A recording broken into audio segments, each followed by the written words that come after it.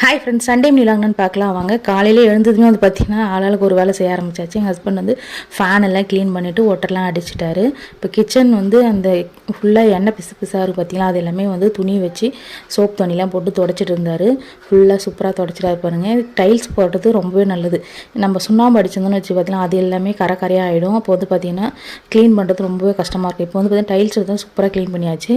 அப்படியே bread toast மாதிரி பண்ணிடலாம். ஒரு முட்டை, கொஞ்சம் பால், உப்பு, மிளகுத்தூள்லாம் போட்டு நல்லா அடிச்சுட்டு அதில் ப்ரெட்டை வந்து நல்லா 2 பக்கமாக சோக் பண்ணி நம்ம 2 பக்கமாக வந்து பார்த்திங்கன்னா சிம்லேயே வேக வச்சுட்டு பிரெட் டோஸ்ட் சூப்பராக ரெடி ஆகிடும். கொஞ்சம் கெச்சப் வச்சு சாப்பிட்டேன்.